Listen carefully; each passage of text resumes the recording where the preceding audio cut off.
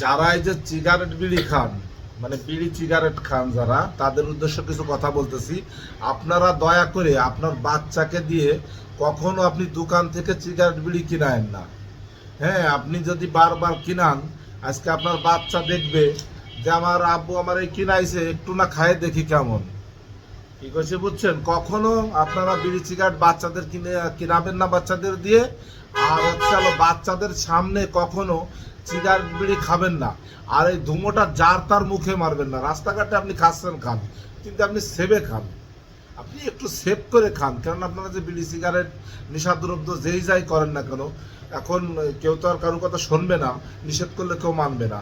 তা আপনি খাচ্ছেন খান, আপনার কলিজা জ্বালাচ্ছেন জ্বালান, আপনারা প্লিজ আর কারো কলিজা জ্বালায়েন না। কারণ আপনি সিগারেট খাচ্ছেন, আপনি ধুমো মেরে দিচ্ছেন অন্যের বাচ্চার মুখে কিংবা আপনার বাচ্চার মুখে।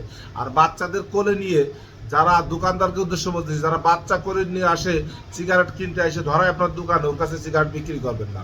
বলেন যে ভাই আপনি বাচ্চা রেখে আসেন, এরপরে আপনার কাছে সিগারেট বিক্রি করব। আপনি যদি বাচ্চা নিয়ে আসেন, আপনার কাছে আমরা কখনো সিগারেট বিক্রি করবো না।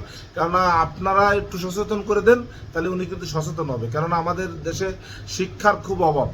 আজকে আমরা যদি ভালোভাবে শিক্ষা অর্জন করতে পারতাম, তাহলে আমরা নেশাদ্রব্য যেগুলো খাইলে আপনি আজকে যদি না খান, আপনার যে টাকাগুলো হিসাব করেন কত টাকা বাঁচে, আপনি সেই টাকাগুলো আপনি সিগারেট বিড়ি খায় ধুমো দিয়ে উড়ে যাচ্ছেন।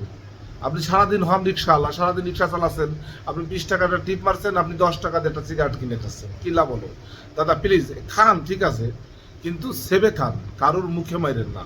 আর মানুষ চলতেছে রাস্তা দিয়ে, ধুমো আর একজনের মুখে মেরে দিচ্ছেন। এটা কি সিগারেট বিড়ি? এগুলো কি নেশা করা হলো? এই ধরনের নেশা যারা করেন, এদেরকে রিকোয়েস্ট করবো আপনারা এই ধরনের নেশা ছাড়েন। আপনারা খাইতে চাচ্ছেন খান, আপনাদের লাইফ আপনারা ধ্বংস করবেন, তাতে কারো কিছু আসে যাবে না, কিন্তু এটা সেবে খান, কারোর ক্ষতি করেন না। কেননা ক্ষতি করলে আপনি মুখে মেরে দিচ্ছেন, আর বাচ্চাদের মুখে মারতেছেন। আজকে বাচ্চাদের সমস্যা হচ্ছে, শ্বাসনালীতে সমস্যা হয়।